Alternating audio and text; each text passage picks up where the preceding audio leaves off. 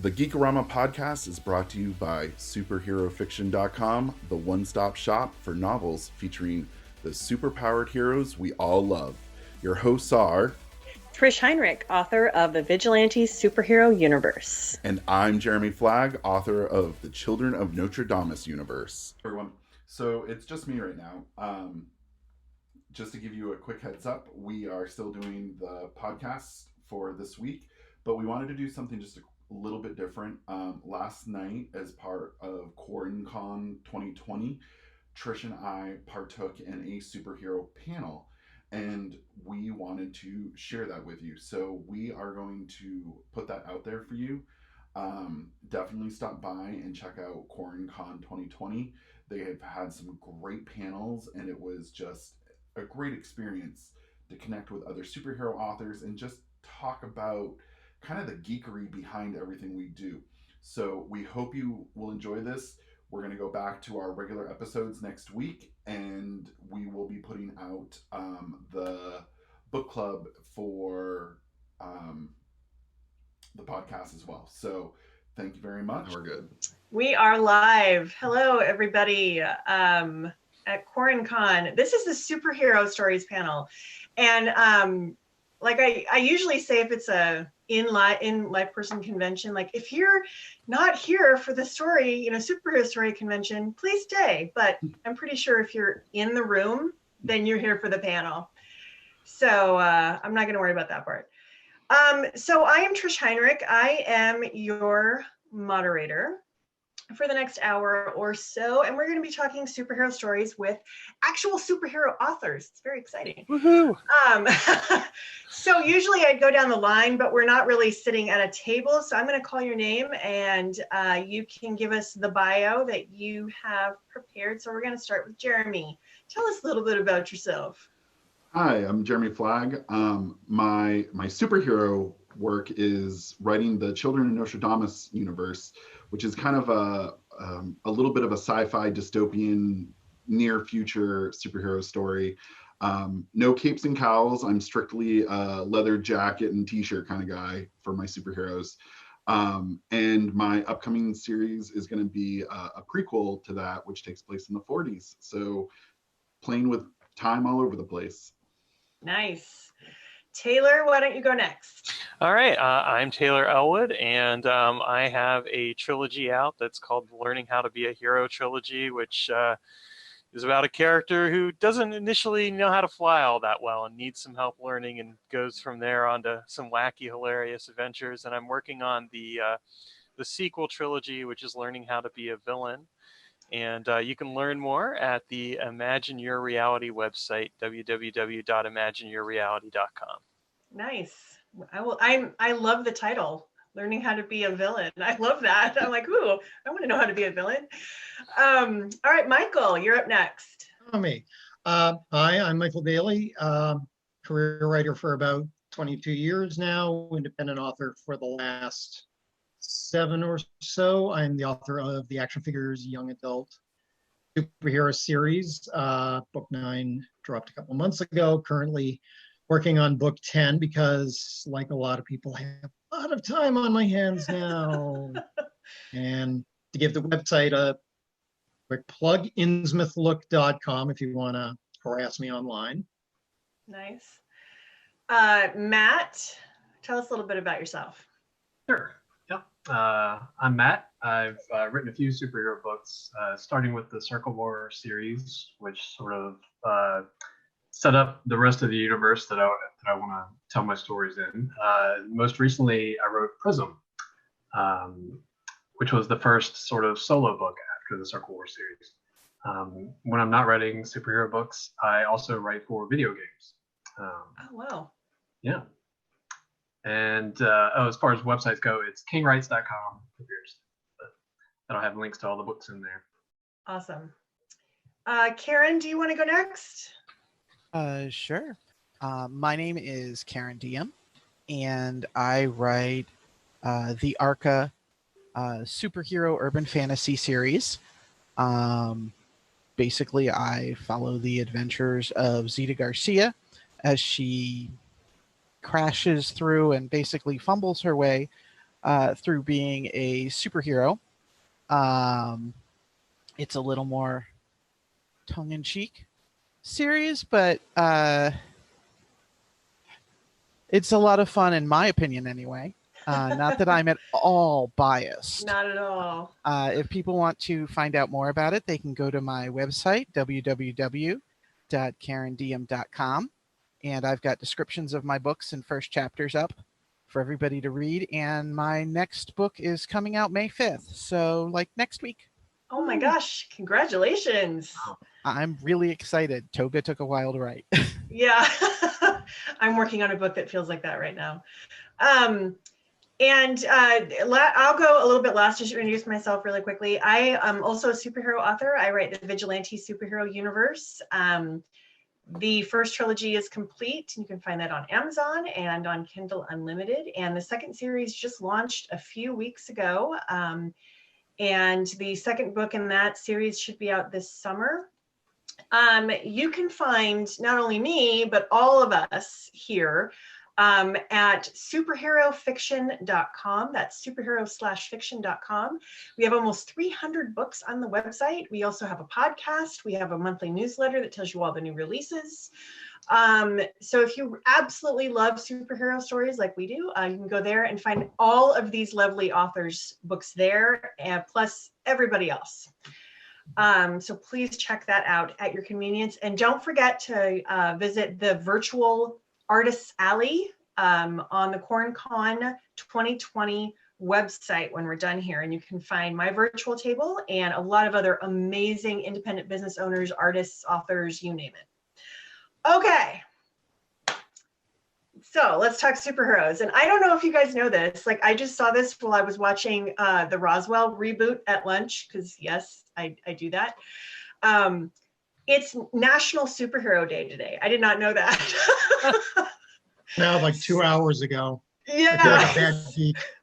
So it's awesome that we are talking superheroes on National Superhero Day. I'm loving it. So the first thing I want to ask is, why do you guys think we love superheroes? Superheroes have been around for almost 100 years. They've never really lost popularity. Why? Why is this just a national love affair that we have with superheroes? Who wants to jump And in? a hush falls over the. Yeah. I think we're all waiting for somebody to call our name. Okay. I'll go first. I'll go first. Go, Taylor. I think that the reason why people love superheroes, I mean, certainly why I love it, is that superheroes are the modern mythology of our times. I mean, you look at ancient cultures, they had mythology that explained, why things happened. And that's something that in our modern culture, we don't have as much of. And so where do we find that? We find that in comic books, we find it in movies, we find it in literature that we read. And so superheroes are our modern gods and goddesses, our modern mythology that speaks to the things within ourselves that we want to see. It speaks to the better world and to the values and things along those lines. At least for me, that's what it comes down to. I would agree with a lot of that, actually. Does anybody else have anything to add? Yeah, I would actually jump on that and say that this in a universe where we're all very, very different, different religions, different ethnicities, different geography, all of this stuff. We have this collection of a mythos that transcends a lot of that and has it started in a very small region, but now it's become universal. And once upon a time when we were younger, reading comic books was still that geeky thing that you tried to hide so you didn't get beaten up. And now we were trendy before it was trendy.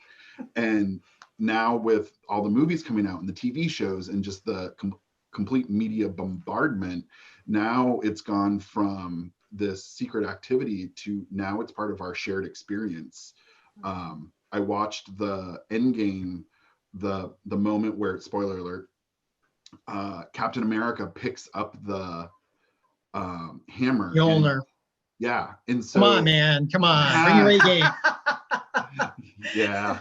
This crowd is going to get you if you get something like that.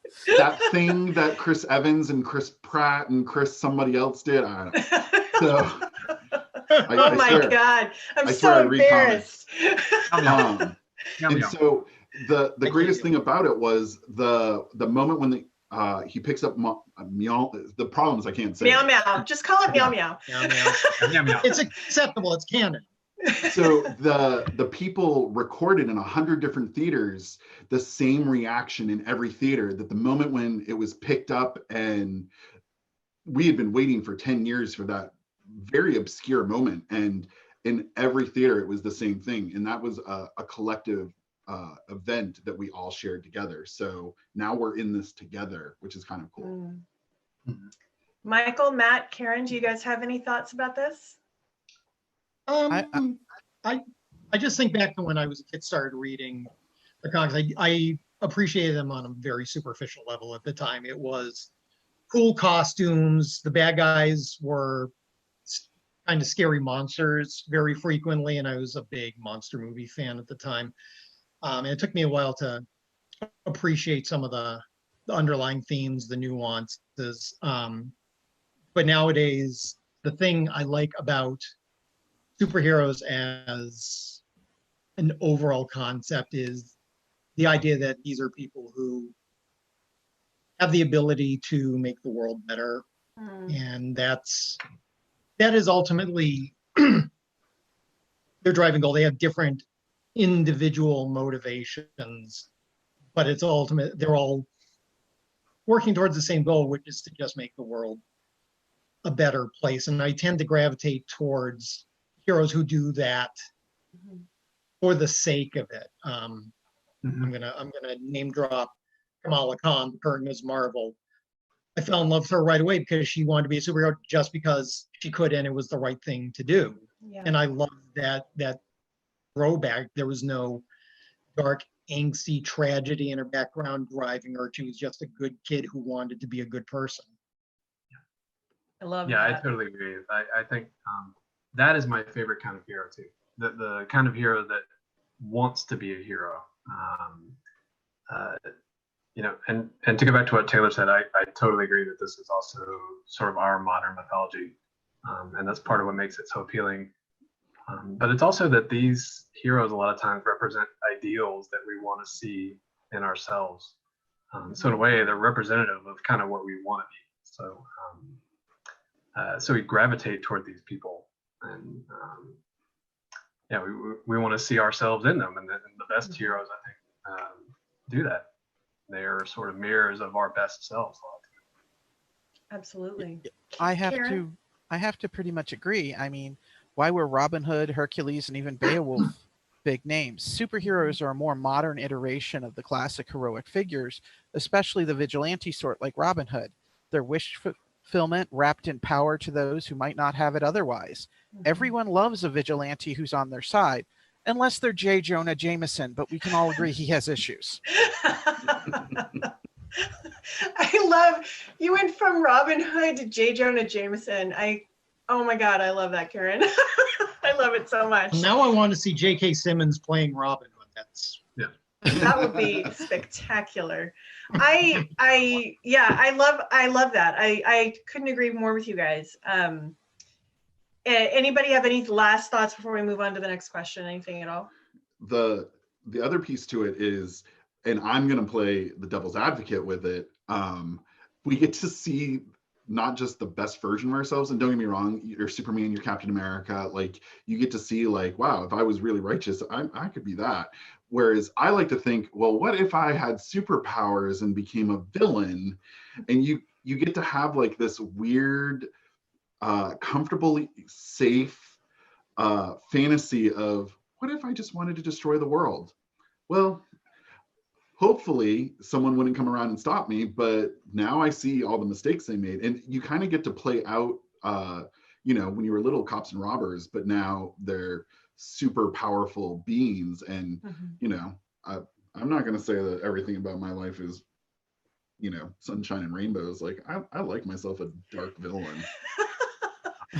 That brings up a really good point. Villains that are relatable. I would say that's another thing probably that superhero stories give us, is when it's a really good villain whose aims we can understand, like Killmonger in the Black Panther movies. it can sometimes show us the fact that there are very few easy choices in life, and that even the bad guys have a point sometimes, and that even the good guys screw up. And that can be really comforting, that thought that even these heroes that we idolize, they don't always get it right. They're not always completely maybe on the right side. I don't know. I find that kind of comforting sometimes. I want to pause really quickly and acknowledge that we have a couple people in the comments. I see you, Misty and William. Welcome to the panel. I am going to go ahead and throw your questions up.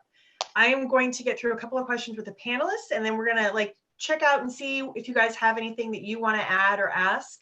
And we'll take a little break in my questions to ask yours, and then we'll go back to mine. So just letting you know how you guys know how it's going to work a little bit. There's also a 20-second delay between what you guys are seeing on YouTube and what we're actually talking about. So if it feels a little weird in terms of I don't know, matching everything up, that's probably why. So anyway, It's guys, time welcome. travel. It's time travel, exactly. Love it. All right, so Superpowers are a requirement of superhero authors, you know. it's right. true. We just don't talk about it a lot, but yes, we all have those. It's First time to rule break of- the code of silence.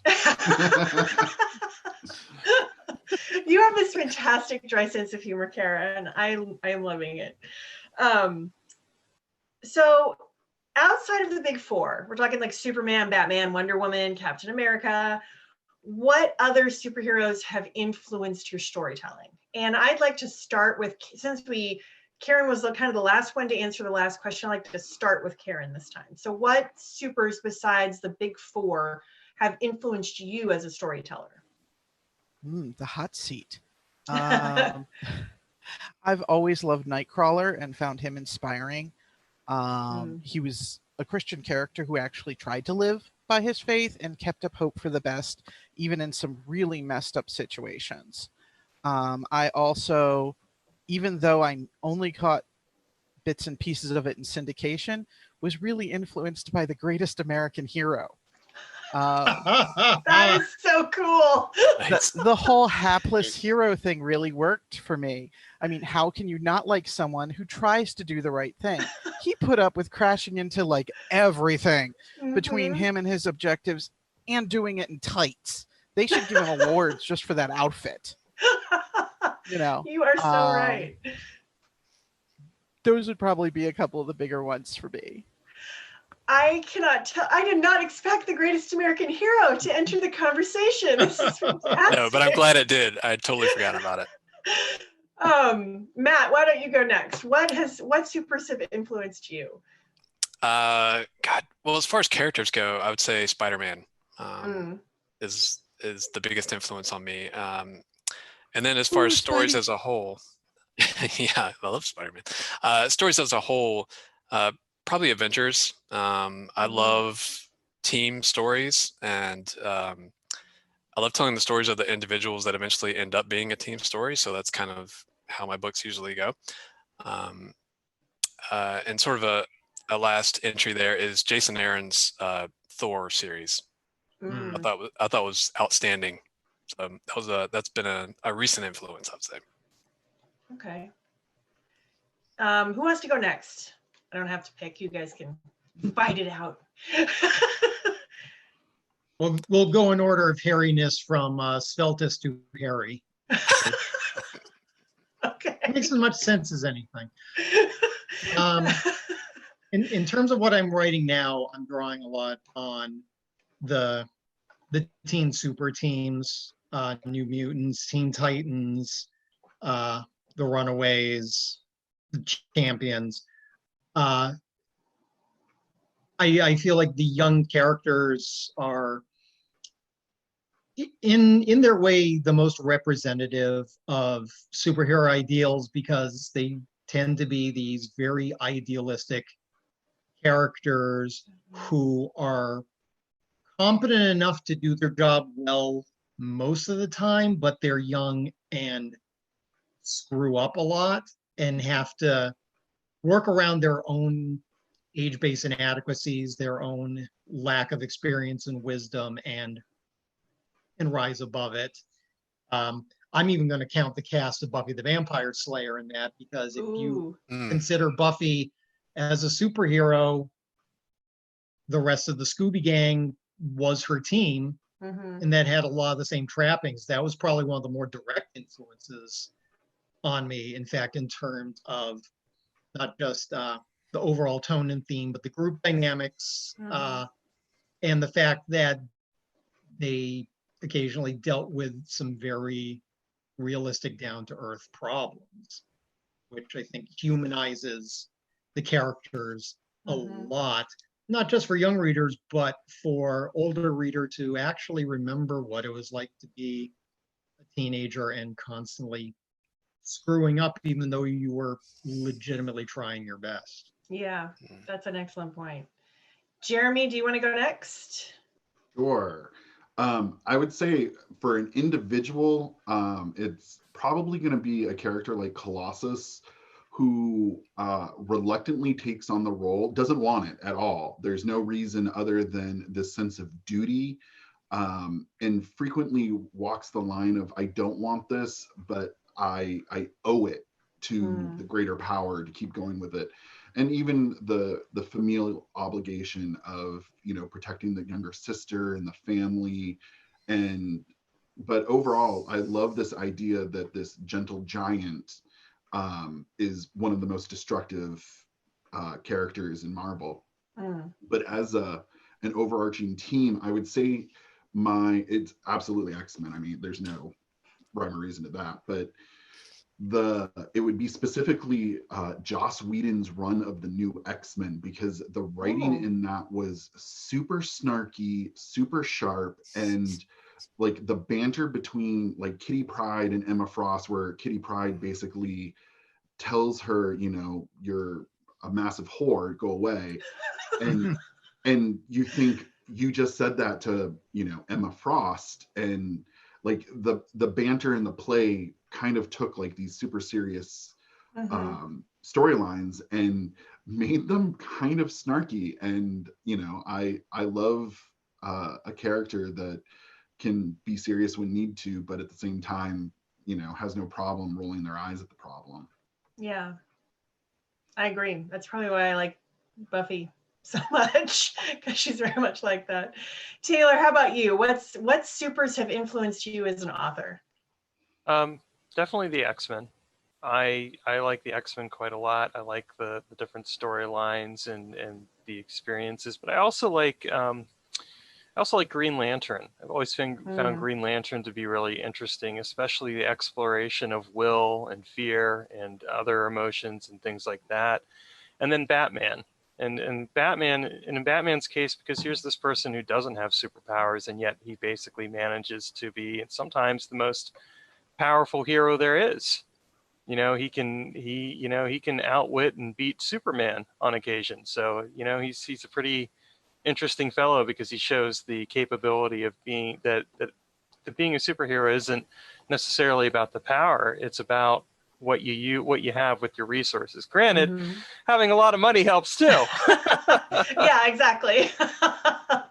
That is an interesting point, though. The vigilante hero. I think, Karen, you brought up when we were in the first question talking about Robin Hood and the appeal of vigilantism, and how it really is. That's probably the most accessible type of superhero for all of us. Is this idea of being able to go out and hands-on make a difference somehow. Like all of us have probably had that fantasy of, being able to just punch that guy or that person that's just really, but not you, Jeremy. Just go do it. Go do it. I'm a superhero. No superheroes go to jail. I know, that doesn't happen. Arrow on the CW. No. Punisher in the Stephen Grant, Mike Zeck miniseries. Yeah, you just plot your way around it. Okay, after this next question, I'm going to we have a couple of questions in the comments, so I'm gonna do one more mine, and then I'm going to go to the comments for a couple of those questions. So This next one is kind of fun. What was your superhero first love, and how did you meet? And I'm going to start with Matt on this one. Oh, well, okay. I didn't consider this to be a romantic question, but No, it's not. No, I'm kidding. Okay. This is gonna get saucy. This is gonna be interesting. Oh, Things are gonna get weird. Get ready. So we're superhero authors. It's already weird. I know it's already weird. Well, hang on. I got to rewrite my answer. If that's the direction we're going. Yeah.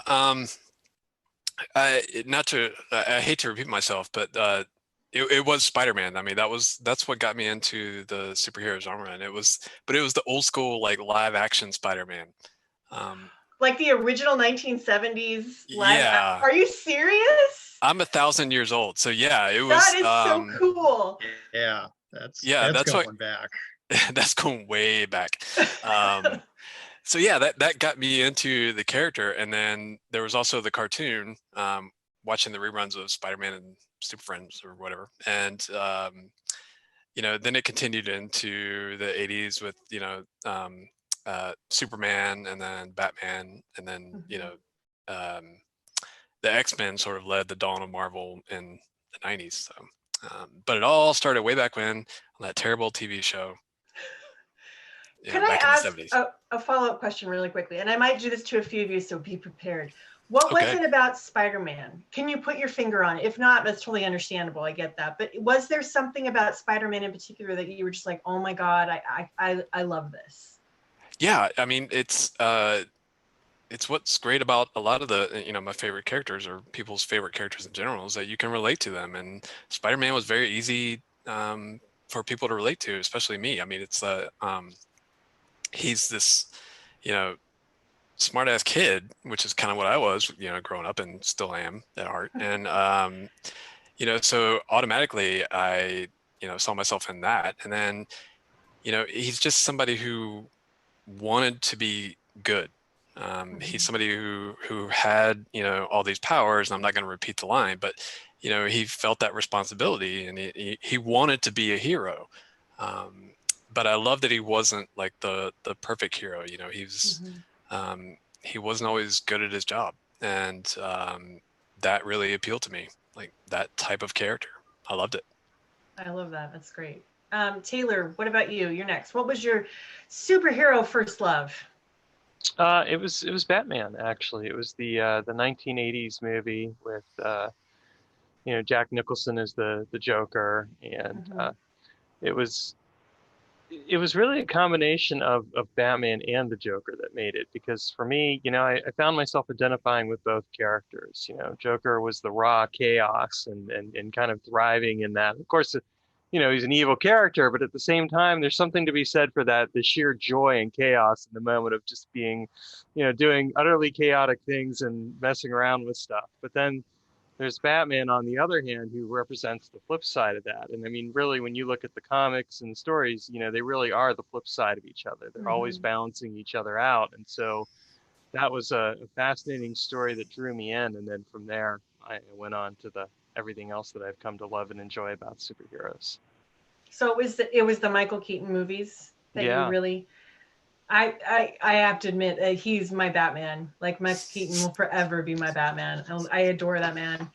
All right, Karen, you're up next. What was your superhero first love, and how did you meet? Well, we both reached for the same Star Trek novel at the same time. Just kidding. So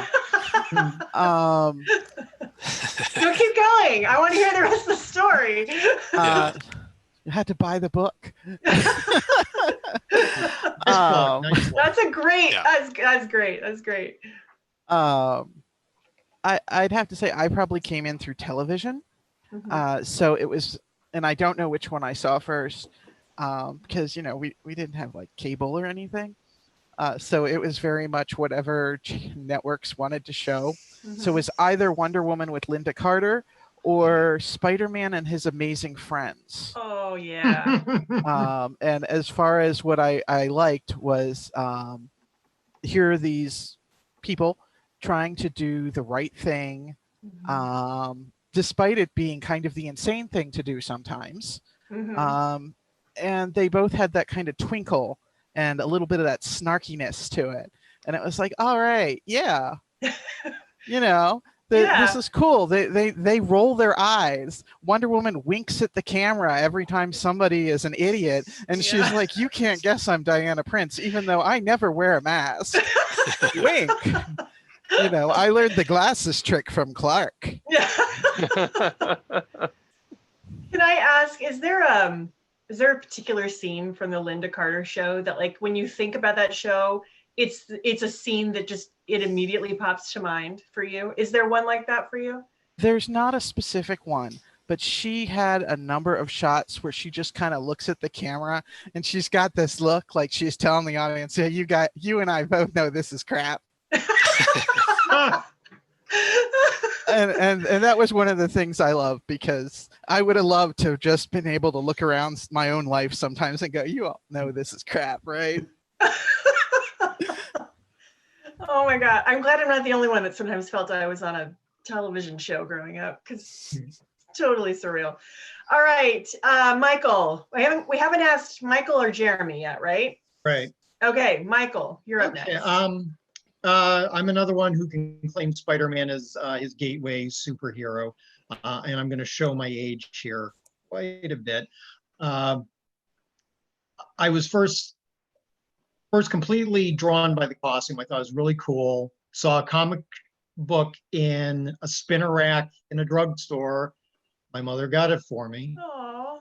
And it's actually how I learned to read, because she'd buy me the comics, but she wouldn't read them to me. So I said, fine, I'll read them myself. So between that and educational television on PBS at the time, I did start to learn to read through Spider-Man comics. And that was only reinforced by not just the really kind of crappy Nicholas Hammond live adventure show in the 70s, going back earlier than that. It was the Spidey Super Stories segment on the Electric Company. Yes. Where he would go up. He never spoke. It was all word balloons. So you'd have to read what he was saying and thinking. But, you know, it was Oh, wow. seeing him in the classic costume. I always got mad that he was never fighting any of his real villains. It was always, oh, he's now fighting early career Morgan Freeman or mid-career Rita Moreno in some costume. Yeah. But it just kept hooking me, and anytime, and then yeah, the 60s Spider-Man cartoon was in reruns on Oh my God. one of the channels back then. It abutted a bunch of early Japanese anime at the time, Force 5 and Star Blazers. So yeah, the foundation for my life was pretty much firmly set between comic books, PBS, and UHF television. That is not a bad place to be at all. What about you, Jeremy? So I can actually remember the exact comic was X-Men, classic X-Men. So it was a reprint of the original X-Men. I can't tell you which one, but it was classic X-Men number 69. And I still have it with the orange juice stain from when I first read it. And it's so gross. But so when I was younger, like I didn't read, and this is kind of my big advocacy for comic books is when I was younger, my parents did everything in their power to get me to read, and I would look at picture books all the time, and I still have my Bambi Scratch and Sniff that I loved, but it had no words in it, and so my parents were starting to get concerned that I might have developmental delays, and we would travel from North Carolina to Maine, and my mom would drive the whole way, and she basically needed me to shut up and sit down. So she would go into the grocery store and just come out with whatever comics they had, and she dumped them in front of me. And I still remember they're sitting on the passenger side floor in the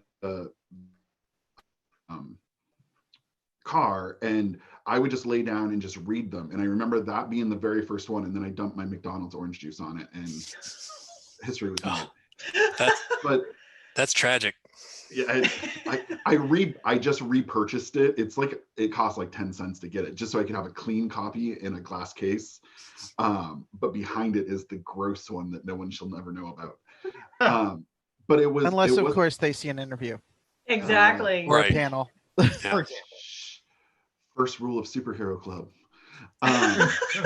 But later on, I did not realize that comic books were like a thing. Like I didn't know anything about them. And my parents started getting a little bit shocked when I knew random German or random Russian. And I was learning these words from X-Men. And my my parents just were like, oh, fine. He's been rereading the same like 30 comic books over and over. And when I was in 5th grade, all the schools in Maine got an issue of basically it was kind of a PSA for domestic abuse and, you know, in case your parents hit you type thing. And the main character was Spider-Man on one side and Skits from the New Mutants on the other. And I just remember her storyline. I did not care about the storyline, to be quite honest. But she had a giant bubble around her, and how often when people invade my bubble, I just want to smack them. And so it came in a school form. So I realized like, oh, people read, oh, I'm not the only one. And at the same time, I got to see superpowers. And so this just started a love affair. And then later on in the 90s, when we finally got TV, because I'm from Maine. Doesn't have to be from Maine. I mean, I'm in shock your parents bought you comic books, because I mean, my brothers each got like one comic book each for Christmas one year, and that was their big present, because we were, let's just say, more than a little short on cash. So well, and I reread the same like handful that she brought me for probably a good year or two before I got new ones. And when my parents were like, oh, if he's not going to read books, we'll just keep him on a steady diet of comic books. And well, it made this. I really love that. My girls read graphic novels and comics like they are going out of style, honestly. And I don't see anything wrong with that. I think it's great. So Remy, Jeremy, you've been great. Like Jeremy has been responding to the comments, having side conversations. It's just how you do, man. And I love it. Let's see. I'm going to scroll through and see if I can find some of the questions, because we've got some. I'm trying to find them here. Where are they? Oh, will the success of the MCU and the DC TV shows finally lead to more graphic novel adaptations, especially after the success of the Watchmen miniseries? What do you guys think? Are we going to see more graphic novels get adapted? We already see it. Lock and Key just came to Netflix.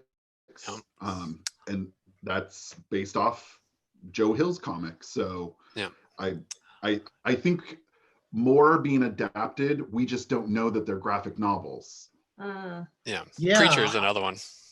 Oh yeah, that's a good one. There's a movie on Hulu called I Killed Giants, which I thought was going to be some rocking fantasy adventure, and it turns out it's actually this rather profound, heartfelt drama about a girl dealing with tragedy in her life. And it turns out it was a graphic novel written by Joe Kelly, which I didn't know until it got to the end credits. And I'm like, oh, well, now I may have to. So yeah, there's a lot of stealth adaptations already out there. Yeah, I think they're actually more palatable to Hollywood than superhero stories are anyway, because a lot of the superhero stories are drawn out over, year or so, an arc that just lasts a really long time. Whereas a lot of graphic novels have, more condensed story that is more easily translatable to movies. Not to mention a previously published item has a built-in audience already where they can go, hey, we've got this thing you love. Come see how we mess it up. And a graphic novel also comes with a built-in storyboard. So I'm sitting down with a financer who has no imagination whatever. And I can say, well, if you can't imagine it, look, someone did it for you. Yeah, that's a good point. Yep. It's funny. watched Watchmen, and then I read the graphic novel, so I did it backwards. And I understood after I read the graphic novel why people were so pissed off. And I could see it. You could tell that they drew a lot of these really beautifully and very like powerful images from the graphic novel, and they just kind of plunked them onto film, which oftentimes doesn't work. Like if you're talking about like a prose novel, like the first Harry Potter book, they tried to do that and it just didn't quite work. But I think a graphic novel lends itself more to that because it's I would say more than partially a visual medium anyway. So yeah, it's probably a bit easier to adapt to film actually. Look at Captain America 3, where I'm sorry, I think the movie's kind of crap, but all I watched it for was for that iconic cover image of the repulsor ray against Captain America's shield. It was down to the lighting was stolen straight from the cover of the comic. So I mean, you can tell like they're paying homage to the source material. Sorry, Taylor, do you have anything you want to add? I mean, I definitely just agree with what everyone else shared. You see it. I mean, you're seeing a lot of it, even like with the different Batman cartoon movies that are coming out, and other things along those lines. And it's fascinating. There was a show on Netflix I watched recently as well, which was adapted from a graphic novel, and it was about this girl that has superpowers, and she doesn't want to have them, and she's basically it was. I forget what it was called off the top of my head. I'm not okay with this. I'm not okay with this. Yeah, and that was adapted from a graphic novel. So I mean, it's and it happens all the time. So it just speaks to the fact that particular medium is something that can be easily translated over to movie or television. I am thinking though that we're seeing a shift from superhero graphic novels to not still superhero elements. So like, I'm not okay with this I absolutely loved it. I was really mad with where they ended it. I wanted more, but there's all those superhero elements, but it's not capes, cowls, and this righteous sense of duty. Like we're seeing like Lock and Key, like these genre comics, or we're seeing I'm Not Okay With This, which was kind of a teen coming of age, maybe horror. I'm not even sure. Yeah, I would agree with that. Like they're more the superhero aspect is more of a background aspect to the general story, I think. And that might be why they're not quite as recognizable, having, in terms of like where they came from, the source material and everything. We have one more question from Misty. Has anyone else realized that we've reached a point in superheroes in which the actors who played them in the adaptations have quote unquote aged out of the role? Who will play them next? So this is an interesting one. And Remy, I saw some of your responses about Hugh Jackman, Old Man Logan, but also the fact that Patrick Stewart can still play Xavier. He's my old man crush. Trish and I talked about this. My dream cast right now is no one needs another Batman. I'm sorry. I'm done with it. But what we do need is Batman Beyond, and we need Michael Keaton to come in as the old Bruce Wayne and mentor a new spunky teenage version. And I've already bought my ticket for that. So Hollywood, go make it. Oh man, I'm with you. Like Batman Beyond is my favorite thing associated with the Batman universe. It's brilliant. The Return of the Joker is possibly the best animated feature DC. You get I waited for the uncut version, and if you've never seen it, it is absolutely jaw-dropping at times. I haven't, I'll have to look for that because I haven't even heard of that. The Return Batman of Beyond Joker? Return of the Joker, it was actually the first version that was released, was edited down and altered because some executive who didn't get it wanted it to be a little more child-friendly because they thought that's what the target audience was. And it was okay, but I kept hearing word of the original uncut version. I'm like, no, there's going to be enough fan demand. They're going to release the uncut version. And they finally did. I didn't even bother renting it. I just bought the damn thing, trusting it would be amazing. And it was, because it was a very tragic and at times horrifying story. And even though it was told with restraint, they use storytelling rather than graphic violence to get the point across a lot of times. But you still knew exactly what was going on, and it was mind-blowing at times that they were actually telling such a mature and rather dark story. So this has got me thinking of a a question I want to kind of ask off of the back of that question. Misty, I like this question because you got me thinking. Older superheroes. We don't really see a lot of superhero stories with people that look like they're over 40, whatever that looks like. So Jeremy, you mentioned Batman Beyond. Karen, Taylor, can you guys think of any superhero stories where you would want to see them being brought to, whether it's animated or live action, that are older superheroes, to tell those stories? Is there any stories like that, or any superheroes that you'd like to see in their more golden years fighting crime?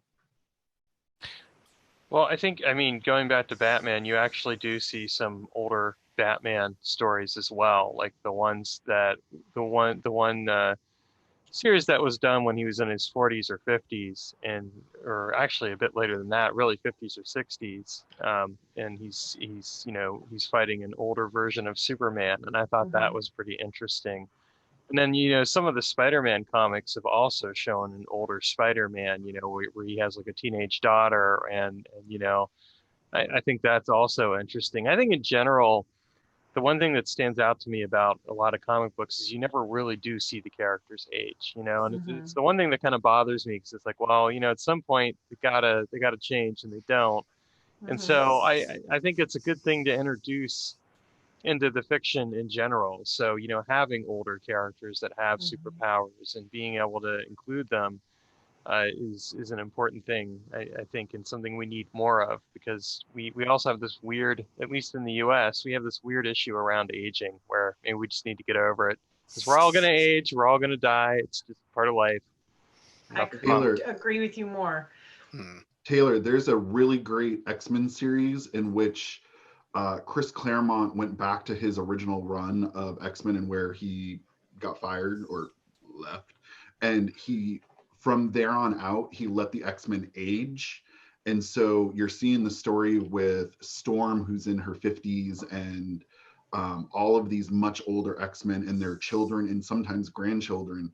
And then after that, they even did a spin-off series of it called Next Gen. And it's about the grandchildren and great-grandchildren, because at this point, the X-Men, when they started, Storm was in her 30s when she joined the X-Men, and so 60 something years later, she's old enough to be a grandmother, and so her grandkids are now part of the story, and Grandma Rowe comes in, and it was just a really great way to bring in older characters and it's still at the same time fresh.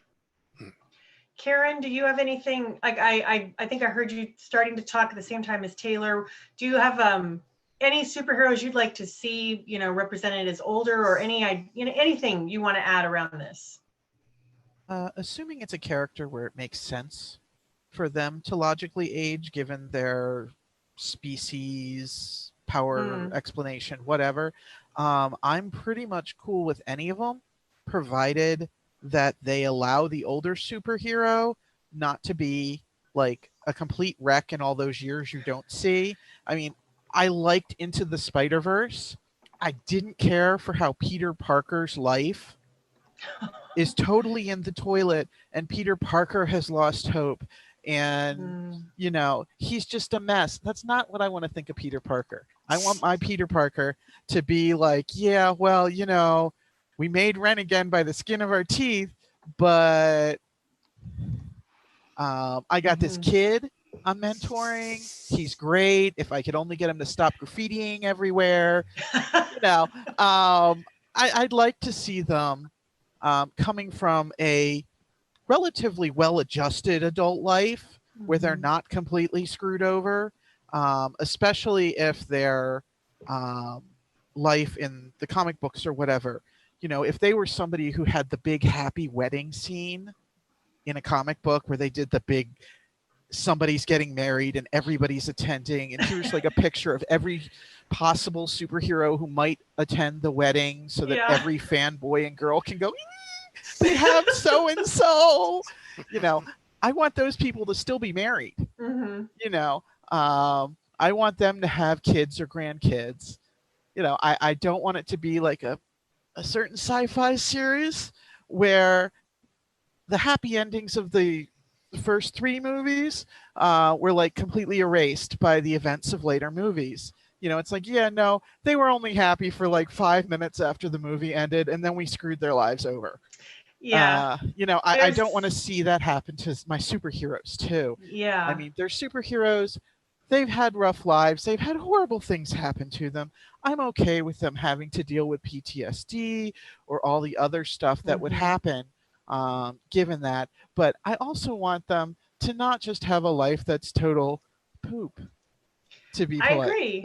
Yeah, well, and there's some superheroes that you're like, oh my God, how much more crap are they going to pile onto this person?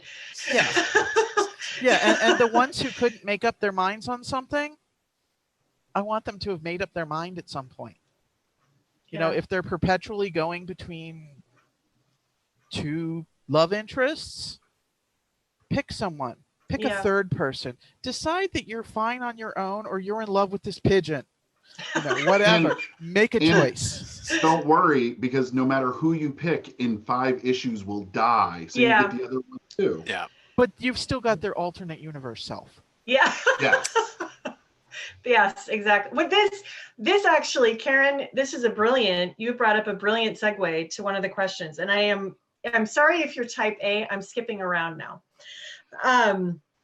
What are some tropes that you guys feel are totally overused? So the examples I gave you guys when I sent you the questions were women in refrigerators, women with female heroes with passive powers, the big muscle guy with the anger issues. Like, what are some tropes that you just cringe, and how have you done differently in your own works? I want you to also not only talk about what you're kind of over with superhero stories in general, but also in your own works. How have you avoided that? And let's start with Matt. Alrighty. Well, when I saw your question, my first thought was like, are refrigerated girls a thing? Because I didn't know this was this was a trope to stick women in refrigerators. But did you? Oh, you know what? Actually, I should probably explain that. Do you mind, Matt, if I go in really quickly? Oh no, go for it. Okay. So if anybody watching is not familiar with the term fridging, it came up from, I want to say it was Gail Simone, but I might be wrong.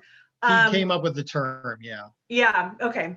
So she came up with the term fridging after a comic book issue where Green Lantern's girlfriend was murdered and stuffed in a refrigerator for him to find by one of the villains. And so she went and she actually cataloged all the women, heroes, girlfriends, aunts, mothers, grandmothers of heroes who had been murdered, tortured, raped, and various other horrible things in order to give the male hero some kind of purpose or arc. Yeah. And so the website Women in Refrigerators was born. So that's your quick history lesson. Go, Matt. Okay. I'm so embarrassed because I love Gail Simone, but I had no idea. I have 2 that I try to avoid. The first one is typical superhero names. So throughout my writing, you'll find that I don't really assign a superhero name to a lot of my characters. Starting out in the Circle War series, like the main character's name was August, and that's all anybody ever knew him as. He didn't have a name, even though he wanted one really badly, and he thought of his own and tried to get those to catch on, and they never did. so I've tried to stay away from that, and unless it evolves organically from the story. With like with Prism, her name is Kyla, but the name Prism stuck to her because that was the project associated with her. So people started, calling her Prism because she was the subject of that sort of science project. So in that sense, that's where a name makes sense to me, as opposed to something like Spider-Man or Batman, something literal. The other thing I try to avoid, and I will forever avoid this if I can help it, is love triangles. I can't stand them. I cannot stand love triangles. So Thank you. you'll never see those in any of my books unless I put it in there specifically to make fun of it, which I can totally see myself doing. But love triangles just bore me to death. I can't handle them. I am ashamed to say that I wrote a love triangle in my first trilogy, and I didn't even realize it until after I'd already done it. I was like, damn it. Because I'm not the biggest fan of them either, but I was like, crap, I wanted to do this so differently, and I ended up writing a freaking love triangle. Whoops-a-doodle. So, yeah, exactly. Yeah. Why don't we go, how about Taylor? What are some tropes that you were just kind of over, and how are you avoiding those in your own work? Well, I think one of the tropes that I take issue with is where a hero just seems to always know how to use their powers really well, and they never have any struggles or difficulties or issues. And so for me, the Learning How to Be a Hero series was an exploration of two things. What happens when you have a hero who doesn't necessarily have the most competence with their powers and needs some help? Like, he used to go to remedial flying school at the very beginning. He needs help. He's not flying all that well, and he's going to lose his superhero license and have to work at the Weather Bureau. No one wants to do that. And then, the other part of it is examining kind of their values and beliefs. At what point do your morals and stuff get in the way of actually doing the right thing, because you're trying to do the right thing, but you're so stuck on this superhero code that you're not necessarily examining the real human impact it has and the consequence it has on other people. And so it's not avoiding it so much as it's exploring, well, what happens when, okay, you're trying to follow that superhero code, and the end result is that you actually have a devastating impact on the lives of lots of people, because you were doing the right thing, but maybe it wasn't really the right thing in quite the way you thought it was, and you need to at least take some responsibility for it. I like that. I don't think a lot of people actually think about that. And I love exploring that moral question with superheroes. Yeah. How about Karen? What are some tropes that you are absolutely over, and how do you avoid those in your own work? Oh, I could rant about this all day. But, I'll try to restrain myself. Okay. How about just two, your top two? Women in refrigerators is a big one, of course. I try to avoid that one as much as possible. As a subset, I particularly loathe it when rape defines an entire character. Why did she become a superhero? Because somebody raped her. She certainly had no desire to use her powers for the benefit of others without that motivation. Why'd she eat that ice cream? Because she was raped. No, no.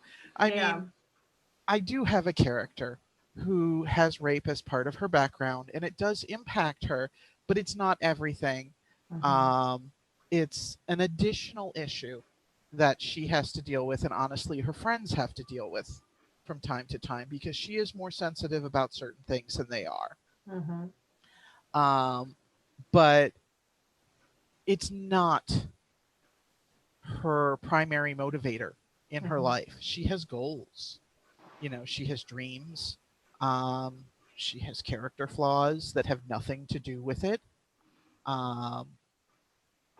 Most of my characters have some kind of trauma in their past, and while I can't say what exactly due to both time and not very surprising spoilers, it's not all rape and dead loved ones. So that is one of mine. For a second one of my personal pet peeves is NPC cannon fodder where their deaths are meaningless. Sorry, You know, the phrasing really, like, I just had this visual and I knew exactly what you meant. You know, they're bystanders with no Mhm. agency who act like a herd instead of individuals and are just there to be mowed down, you Mhm. know, by the good guy or the bad guy. Or How both. good is your good guy if he's not even trying to keep down the collateral damage? Yeah. I mean, to be perfectly honest, there's a couple of times where bad guys have escaped in my books because my heroes are trying so hard to avoid collateral damage that the bad guys do something and my heroes are like, crap, the people over there, shoot, one of the bystanders is going to shoot me if I get too close to them, but I need to get by them. And Mm-hmm. you know, so yeah, some of the bystanders run, some of them scream and stare, some of them pick up their iPhones and film everything, you know. But I mean, I kill NPCs. I'll be honest. I do not have a deathless series, but it's not meaningless. Yeah. It's not just look how bad my character is. Yeah. It's not an abattoir with mindless characters just kind of going through it. Yeah. And that is a personal pet peeve of mine. I have read authors who have an incredible body count that have made it work somehow. Yeah. But it is something that bugs me. And now I'll just like hush because somebody else gets to rant for a bit. Who has it? I can't. I'm sorry. I'm trying to keep. Okay, Jeremy and Michael. Rochambeau. I'm just kidding. Jeremy, I you can't go kick first. Jeremy in the crotch from my house. Come on. Different Rochambeau. Sorry. Yeah, we're different, totally different. Different Jeremy, you go ahead and go, and then Michael.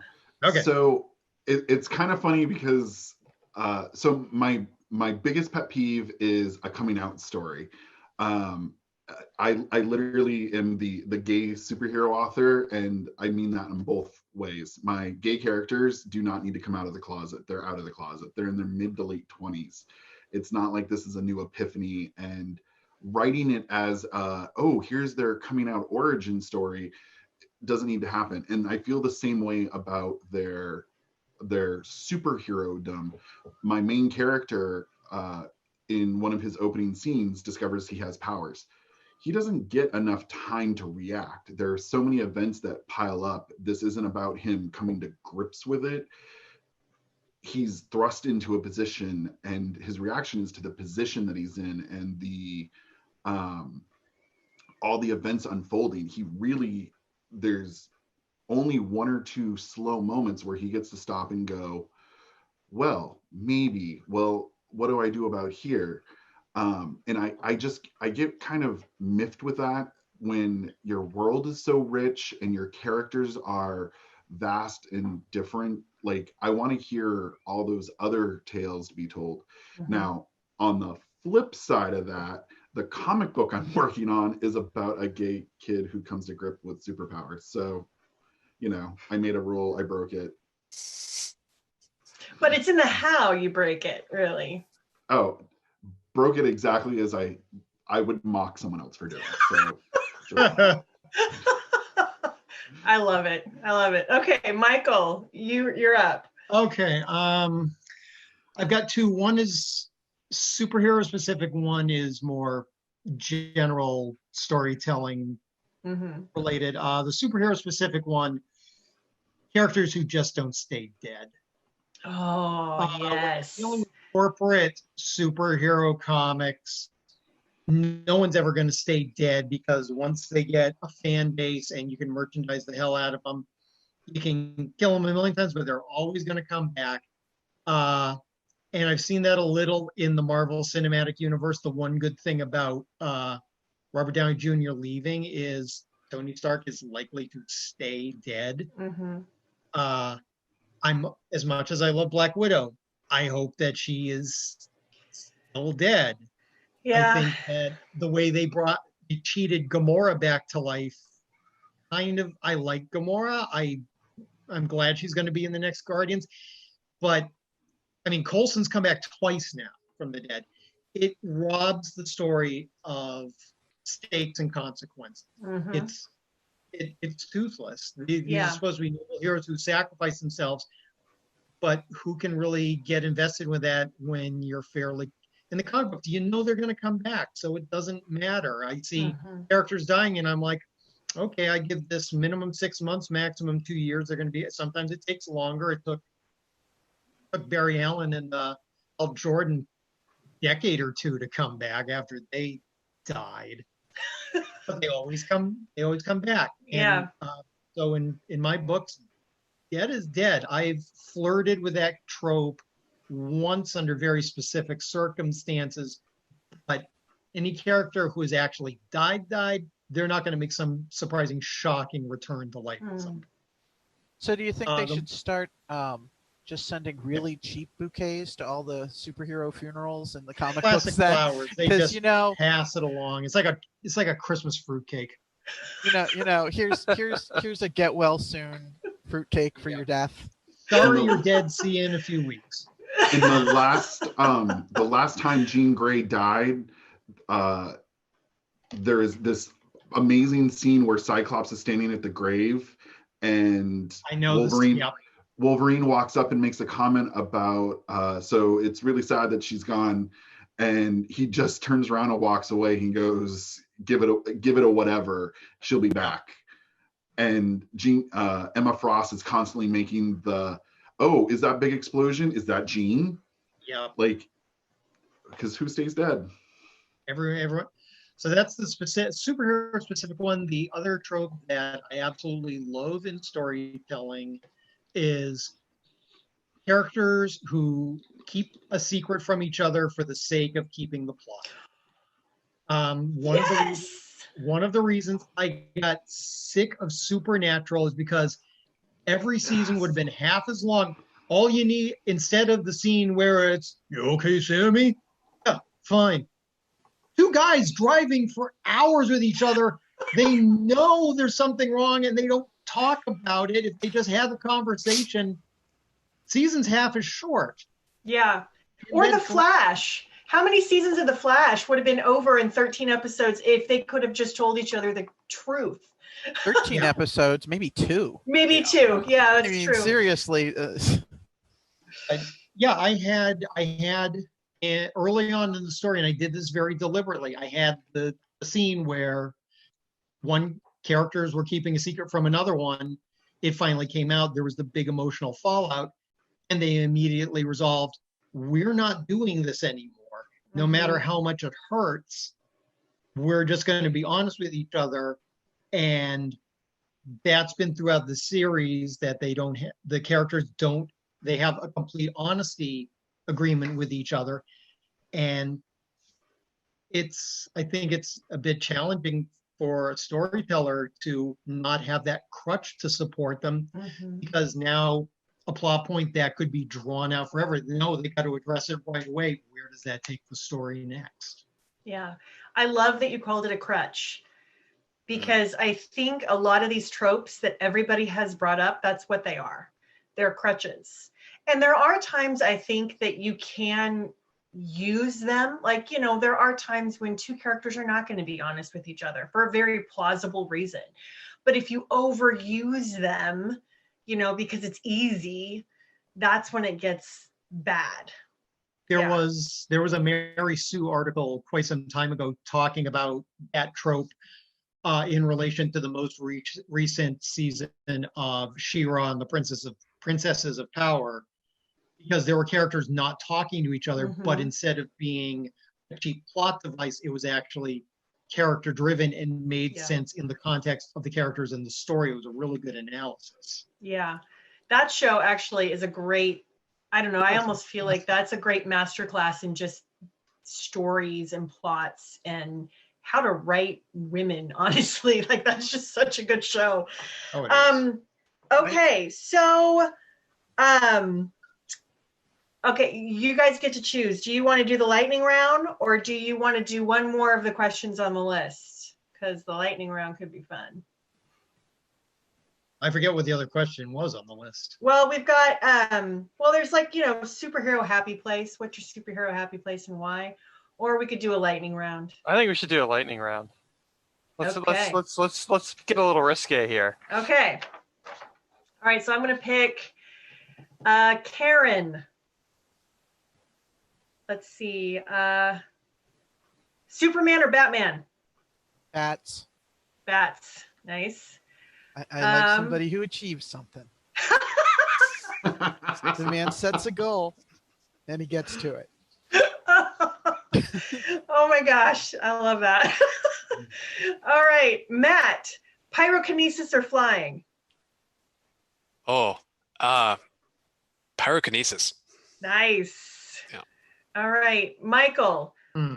Jack Nicholson or Heath Ledger? Heath Ledger. Ooh. Hmm. All right, Taylor, Guardians or Avengers? Guardians.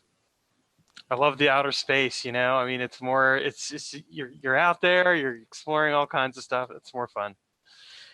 All right, and Jeremy, Wonder Woman or Captain Marvel?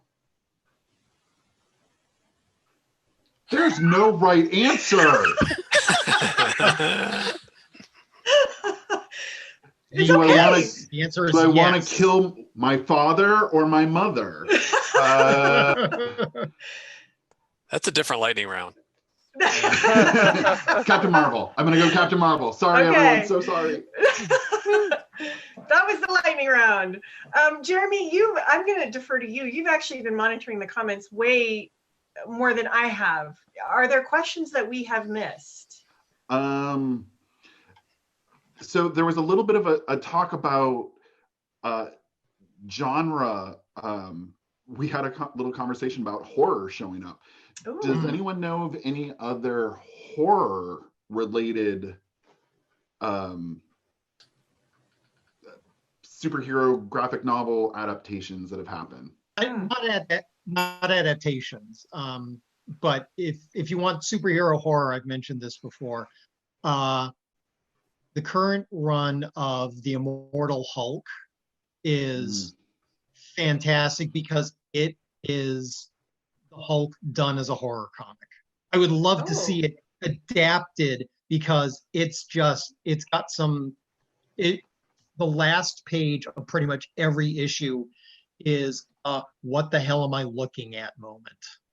It would be kind of a tough sell to the Marvel Cinematic Universe because it is so dark and occasionally gruesome. Because it's still kind of a family-friendly cinematic franchise, which is a shame because it's the most radically different take on the character I've seen in ages, and it's up there with the Peter David run for me. Wow. Anybody else have anything? I was going to say, again, not an adaptation, but Alan Moore's run of The Swamp Thing is a great example of horror. There are some really interesting issues in that one that definitely well, let's just say I wouldn't want to experience that in real life.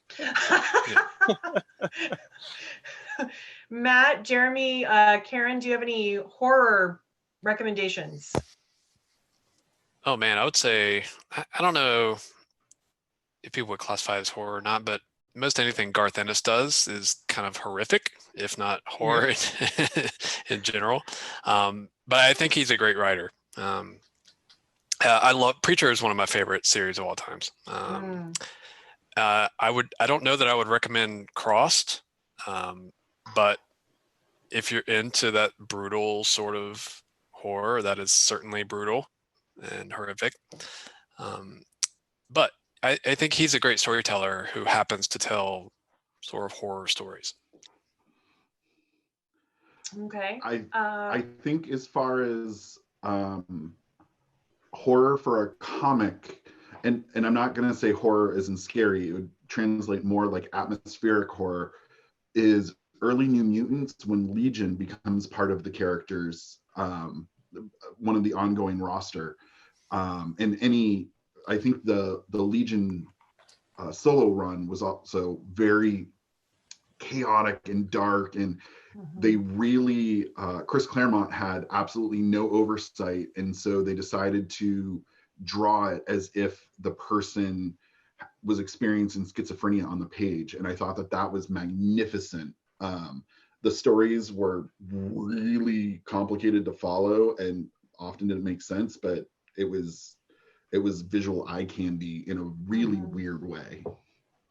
The New Karen, Mutants movie is supposed to be adapted from the Demon Bear saga. It's supposed to be more horror oriented. It So was supposed to come out like 38 years ago too. yeah. Which now it's going to come out 38 years from now. Yeah, exactly. yeah. Karen, do you have anything to add? Well, I know there's a Legion TV show. Yeah. I don't watch it because I don't do horror. It's not my bag, baby. Mine neither. So closest I would come, and I know a lot of people don't consider it horror, is I think the Watchmen is horror because it's a horrible world. Yeah. It's terrible, and people make terrible choices, and I know that that's part of the point, but to me, it reads like horror. And again, this is from a total non-horror watching person, so no offense meant to Watchmen fans or horror fans. That's just my thing. I think actually you bring up kind of a good point, is what's horror to one person might not be quite as frightening to another. So it probably depends greatly on your sensitivity level, because I'm right there with you, Karen. I can't do anything scary. The only reason that I saw Cabin in the Woods, it's because I've been a huge Joss Whedon fan for forever. But I like more comedy. Oh no, for me that was really freaking frightening. The first zombie movie I ever saw was Shaun of the Dead, and I didn't get any of the jokes. I was like, okay. Anything else in the questions, Jeremy, that you saw that? No, now we're going on a tirade about Legion. Good job with that one, Karen. Yeah. All right. Well, I am magical. I am convinced you are magical. So anything that you wanted to say that you didn't get the chance to say? Anybody at all about any of the questions? Anybody have anything they want to throw into the ring really quickly before we wrap up? I'm going to go back and take back my answer, and now we're going to go with Wonder Woman. No. You're violating Michael's his hate. Yeah, he's playing the Thunder round. Yeah, that's basically the same thing right there. I'm resurrecting the question, and you're gonna give me. Jeremy and I actually are podcast partners, and partners for superherofiction.com and a whole bunch of other things. And so I know he's going to give me absolute crap about this later. Sorry, dude, I saved the hardest one for you. All right, well, I do want to say really quickly, thank you to everybody that tuned in. This was so much fun. And thank you to all of you panelists for giving of your time. To stay up to date with the Geekorama podcast, you can watch our videos on YouTube or subscribe to us on Apple Podcasts. And if you enjoy the show, leave us a review or hit the thumbs up button. New episodes are released on Thursdays for podcast listeners and YouTube fans.